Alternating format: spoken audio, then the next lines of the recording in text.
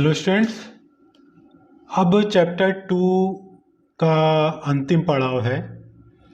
इसमें पिछली क्लासेस में मैंने input statement, output statements, variables के बारे में और जो भी बेसिक फंडामेंटल्स थे पाइथन के एक प्रोग्रामिंग को लिखने के लिए, वो मैं डिस्कशन में ला चुका हूँ। अब यहाँ से आपका प्रोग्रामिंग का पहला पड़ाव कह सकते हैं, आप प्रोग्रामिंग को समझने का और शुरू करने का पहला पड़ाव समझ सकते हैं। चलिए स्क्रीन पे आते हैं। आपके चैप्टर के कुछ एग्जाम्पल्स हैं। प्रोग्राम नंबर 2.1, 2.2, 2.3 बहुत सिंपल से प्रोग्राम है। अब इनको प्रोग्राम को समझना है और कैसे लिखना है वो देखते हैं। जब भी आपके पास कोई प्रोग्राम आता है, प्रोग्रामिंग वाले चैप्टर में मैं प्रोग्राम अंडरस्टैंडिंग वाले चैप्टर में आपको बता चुका हूँ। यहाँ पर एक प्रोग्राम है जो 3 नंबर लेने के लिए कह रहा है और ये कह रहा है कि ऑब्टेन 3 नंबर और प्रिंट देयर सम, उसका सम प्रिंट करना। तो कैसे करेंगे? आप एक तरफ लिख लीजिए ड्राई रन जिसको बोलते हैं हम लोग। हमसे कहा गया है कि 3 नंबर लेने। मान लीजिए 3 नंबर मैंने कोई भी 3 नंबर, जैसे अगर आप लेते हैं 5, 7, 8, तो इन 3 नंबरों को कोई नाम दिया जाता है। आप जैसे मैंने पिछली क्लास में पढ़ाया, मान लीजिए 5 को दे दिया ए या बी या सी। ए में हमें 5 लेना है, बी में 7 और सी में 8 लेना है। तो अब जैसे मैंने ए बी सी लिया, तो ए बी सी तो कुछ ऐसा आइडेंटिकल नाम नहीं है, तो हमें क्या लेना चाहिए? ए की जगह पर मान लीजिए हम ले सकते हैं नंबर 1, यानी नंबर 1। इसकी जगह पे क्या लेना चाहिए? नंबर 2। ए बी सी भी ले सकते हैं, लेकिन प्रोग्राम को आइडेंटिकल बनाने के लिए हम ये काम करते हैं कि उसको ऐसा नाम देते हैं जो समझ में आए। नंबर 3, तो हमने नंबर 1, नंबर 2, नंबर 3, हमको 3 नंबर चाहिए। 3 नंबरों को सीधे दे सकते हैं आप, नंबर 1 = 5, ये इस तरह से, लेकिन हम इनपुट स्टेटमेंट पढ़ चुके हैं। तो इनपुट स्टेट का मतलब है कि हमेशा वैल्यू 5, 7, 8 ना रहे। यहाँ पर ए बी सी की वैल्यू जब चाहे हम बदल के ले सकें, तो उसके लिए हमें क्या करना पड़ता है? इनपुट स्टेटमेंट लगाना होता है, जो हम पहले पढ़ा चुके हैं। क्योंकि इंट लिया है इसलिए कि इंटीजर नंबर हैं, इसको ऐड करना होता है सम। तो नंबर ले लिए। नंबर अगर आपको लेने के बाद आपको क्या करना है? फार्मूला लगाएंगे सीधे। अगर आप num1 plus num2 plus num3, ये आपने फार्मूला, यानी तीनों को जोड़ने के लिए फार्मूला। तो फार्मूला स्टोर कहाँ करेगा रिजल्ट? इसका एक अलग वेरिएबल लेना पड़ेगा, सम। तो 3 वेरिएबल हो गए, ए बी सी या नंबर, num2, num3, और रिजल्ट के लिए एक वेरिएबल हो गया सम। तो ये 4 वेरिएबल हमको चाहिए। तो चारों वेरिएबल हमने यहाँ पे लिए, नंबर, num2, num3 और सम। सम = num1 plus num2 plus num3। अब जब हमारा फार्मूला लग गया, तब हमको इसको प्रिंट से स्क्रीन पे प्रिंट करना पड़ेगा। प्रिंट के स्टेटमेंट में बता चुका हूँ मैं कि आपने दिया द 3 नंबर्स आर, पहले 3 नंबर्स आर मैसेज प्रिंट कर दिया, 3 नंबर्स आर इन्वर्ट कॉमा बंद, और 3 नंबर जो है वो ले लिए। अगर ए बी सी लिया तो ए बी सी, नहीं तो number, num2, num3, num2 num3, ये ले ली जैसे यहाँ लिया है। ये मैसेज प्रिंट हो जाएगा। और सम आया है सम में, तो प्रिंट के साथ आपने सम प्रिंट कर दिया। प्रिंट सम इज सम, ये। तो इस तरह से अब यहाँ ये ध्यान रखिए कि जो इन्वर्ट कॉमा में लिया ये एज इट इज स्क्रीन पे प्रिंट करेगा। अगर आप प्रिंट सम भी दे देते, खाली सम, तो भी प्रिंट करता, लेकिन क्या? सिर्फ रिजल्ट। जो भी रिजल्ट आता वो उसके अंदर सम इज, जैसे इसका आंसर आएगा लिखा सम इज ये। अगर ये आप ना लेते, ये चीज़ आप ना लेते, खाली सम करते, तो खाली आ जाता 23। तो ये सारी चीज़ें जो मैसेज के फॉर्म में आ रही हैं, ये यूज़र को समझाने के लिए होती हैं। अगर ये आप नहीं लोगे तो खाली वैल्यूज़ आएंगे, आपको समझ में नहीं आएगा, क्योंकि आप प्रोग्राम बना रहे हो। आपको तो समझ में आ जाएगा। लेकिन हमने प्रोग्राम किसके लिए बनाना है, मैं आप पहले भी बता चुका हूँ और हर बार मैं इसको डिस्कस करता हूँ कि आप यूज़र को ध्यान में रख के प्रोग्राम बनाते हैं। अगर आपका ये प्रोग्राम रन होगा और कुछ ये नंबर पूछेगा नहीं तो वो यूज़र क्या डालेगा उसको पता ही नहीं चलेगा।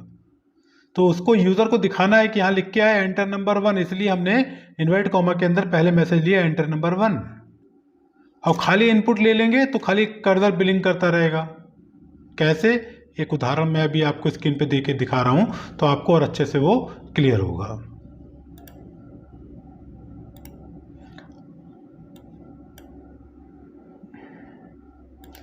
जैसे आपका ये देखिए, ये प्रोग्राम नंबर 1 है जो अभी मैंने आपको समझाया। इस प्रोग्राम को जब आप रन करेंगे तो देखिए नीचे पूछ रहा है एंटर नंबर 1। ये देखिए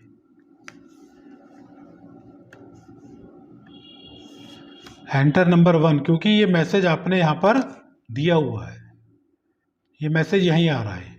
फिर वो नंबर आपने टाइप किया, फिर एंटर किया एंटर नंबर 2, क्योंकि आपने यहाँ पे एंटर नंबर 2 लिया हुआ है, नंबर 2 डाला। फिर नंबर 3 मैसेज आ रहा है, तीनों को डाला। फिर इनका आंसर 3 नंबर्स आर, ये 3 नंबर्स आर आपने यहाँ लिया हुआ है, 3 नंबर्स आर ये एज इट इज प्रिंट कर रहा है। वो नंबर की जो वैल्यू आपने इनपुट कराई वो आ गई यहाँ 5, यहाँ 6, 7 जो आप लेंगे यहाँ पर वो यहाँ ले लेगा। तो और दोनों को जोड़कर सम में स्टोर करेगा और सम को यहाँ, सम की वैल्यू 23 18 आई है तो 18 यहाँ पे इसने प्रिंट कर दिया और ये मैसेज यहाँ आ गया। अगर हम ये हटा देते हैं इन्वर्ट कॉमा वाली चीज तो क्या होता है,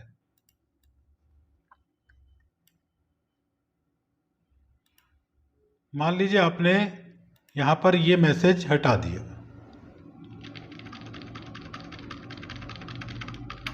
खाली ये ले लिया, खाली एक हम हटा रहे हैं, तो क्या करेगा। फिर रन करते हैं, देखिए यहाँ पर कोई, फिर से देखते हैं, फिर से रन करते हैं। अब यहाँ पर कर्सर आया, लेकिन यहाँ पे देखिए कर्सर तो आया लेकिन कोई मैसेज नहीं आया, यहाँ पर कोई मैसेज नहीं आया। तो वो नंबर सीधे मांग रहा है कोई मैसेज के बिना, क्योंकि हमने इनपुट में मैसेज लिया ही नहीं है। तो अगर आप वेट कराना चाहते हैं, कुछ खाली नंबर कोई मैसेज ना आए, तो इनपुट सीधे दे दीजिए इन्वर्ट कॉमा बंद करके, जैसे यहाँ लिया हुआ है ये। अगर इसके अंदर मैसेज चाहिए तो फिर आपको मैसेज टाइप करना पड़ेगा, तब वो लेगा। जैसे हमने मैसेज टाइप किया था एंटर नंबर 1,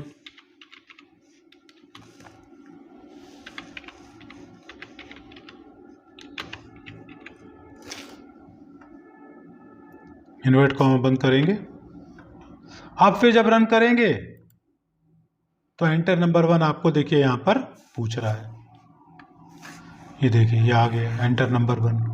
तो इन्वर्ट कॉमा में जो भी कुछ दे रहे हैं वो आउटपुट पे डिस्प्ले करेगा, जिससे यूज़र ये समझ पाएगा आप क्या मांग रहे हैं या यूज़र को क्या इनपुट कराना है, अदरवाइज कंफ्यूजन क्रिएट रहेगा। इसलिए इन्वर्ट कॉमा में दिया गया हर मैसेज स्क्रीन पर खाली दिखाने के लिए होता है, कैलकुलेशन से इसका कोई लेना देना नहीं। कैलकुलेशन ये जो वेरिएबल्स हैं इसमें हो रही है और यहाँ वैल्यू दिखेगी।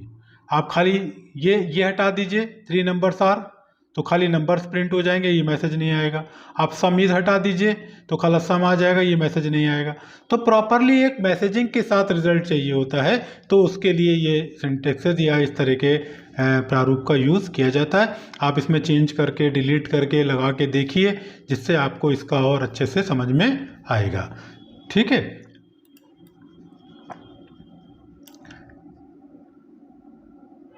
इसी तरह से आपका एक प्रोग्राम इसमें और दिया है, प्रोग्राम नंबर 2। प्रोग्राम नंबर 2 में क्या करना है, मतलब आपको लेंथ और ब्रेथ दी गई है और कैलकुलेट करना है आपको उसका एरिया ऑफ रेक्टेंगल। बहुत बार बता चुका हूँ मैं, पिछली क्लासेस में डिस्कशन हो चुका है। वही चीज़ ड्राई रन करिए, हमको लेंथ ले ली है, मान लीजिए एल ले लेते हैं, ब्रेथ लेनी है यानी बी ले लेते हैं, और क्योंकि इनका फार्मूला लगेगा तो हमें एरिया वेरिएबल चाहिए ए, तो एल और बी और एल एल में आप जो जाएंगे इसको मल्टीप्लाई करेगा और कहाँ पे देगा, ए में देगा। तो हमें 3 वैल्यू यहाँ पर चाहिए, एल, बी और ए। तो एल और बी को तो इनपुट कराएंगे, जैसे दिया हुआ एल की जगह इन्होंने लेंथ लिया है, पूरा ब्रेथ लिया है। आप एल और बी शॉर्ट में ले सकते हो। फ्लॉट इसलिए लिया है कि दशमलव में भी हो सकती है, हमने इंट लिया था पिछले उसमें। बाकी सब वही है, enter length, enter breadth, formula लगा दिया और उसको प्रिंट कर दिया। ये कुछ मैसेज, लेंथ पहले और ब्रेथ अलग और उसका एरिया अलग। ठीक है, ये जितना चाहे जिस तरह से आप कर सकते हैं। इसका भी हम वो देख लेते हैं स्क्रीन पे प्रोग्राम के माध्यम से। ये देखिए दूसरा है, इसमें हमने ये फ्लॉट नंबर्स लिए और अलग अलग आउटपुट में इसको प्रिंट किया है। अब इसको कैसे रन करेंगे तो स्क्रीन पे क्या आएगा ये देखिए।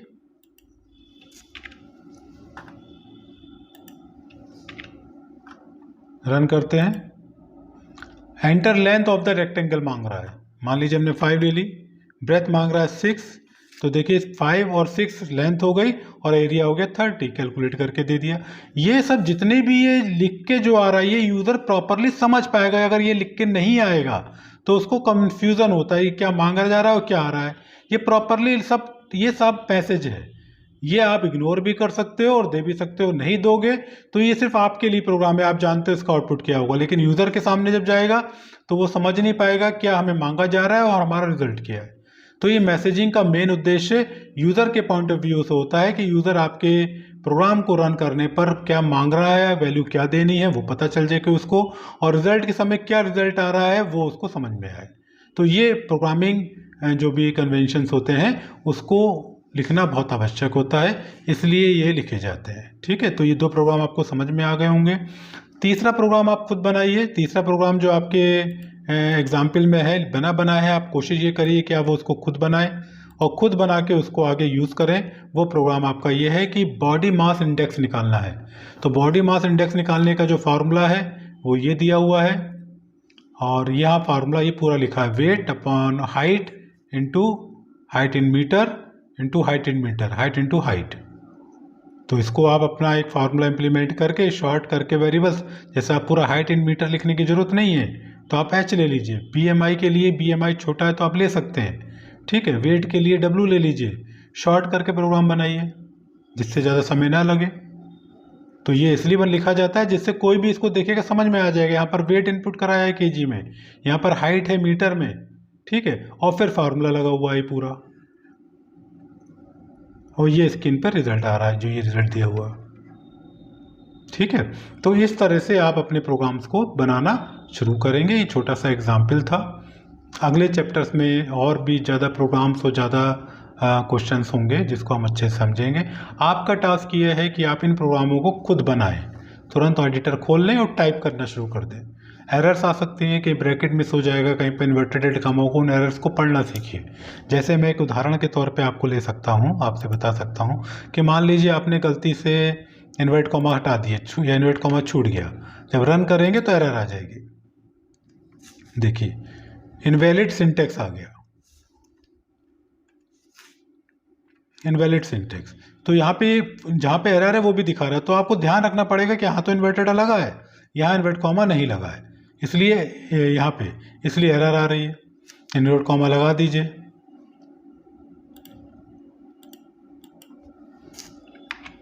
तो एरर खत्म हो जाएगी। अब रन करेंगे तो आ जाएगा, देखिए। ठीक है, तो ये एरर्स आएंगी, हो सकता है टाइपिंग में गलती हो जाए, कहीं ब्रैकेट छूट जाए, तो एरर को समझना जरूरी है। Syntax error. अब लॉजिकल एरर क्या हो सकती है कि आप रिजल्ट तो सही दे रहे, प्रोग्राम में एरर तो नहीं आ रही, लेकिन जो वैल्यू हम चाह रहे हैं वो वैल्यू नहीं आ रही। मान लीजिए हमने मल्टीपल की जगह यहाँ पे लगा दिया प्लस। ठीक है, प्लस लगा दिया। अब यहाँ पे हम प्रोग्राम रन कर रहे हैं, तो रन करने पे हमने 5 और 5 दिया,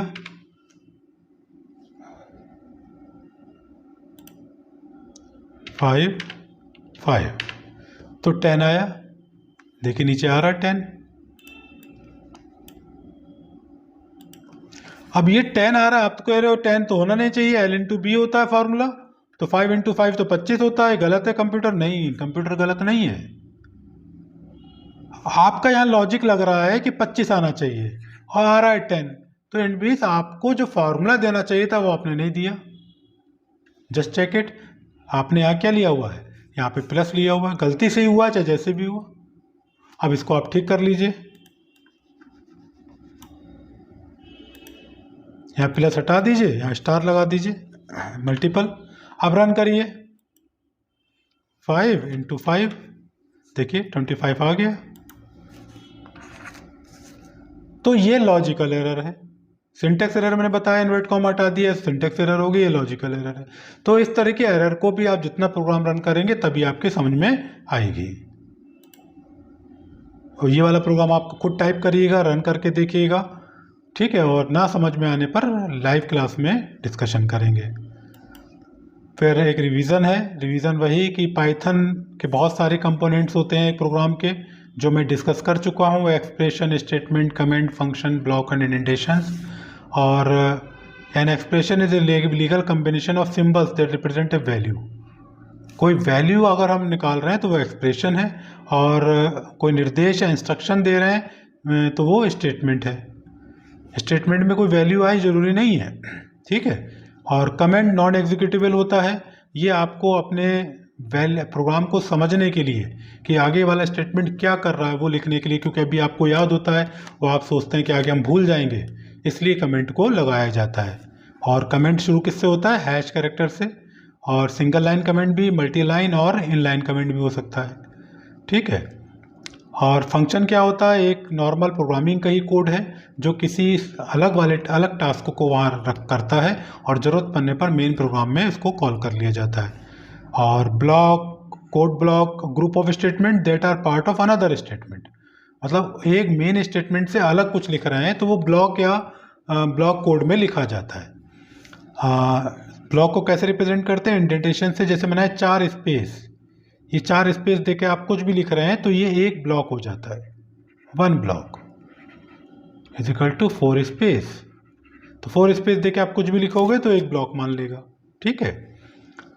और वेरिएबल क्या होता है? जिसमें हम कोई वैल्यू दे रहे हैं। और सपोर्ट डायनेमिक टाइपिंग, मैंने आपको ये बताया था कि आप सीधे x इज इक्वल टू 10 ले सकते हैं, और 10 को वो ऑटोमेटिक इंटीजर मान लेगा। जैसे सी में इंटीजर x लेना पड़ता है, यहाँ पर ऐसी ज़रूरत नहीं पड़ती। और बाद में x is equal to hello ले लेंगे तो इसको अपने आप वो स्ट्रिंग बना देगा।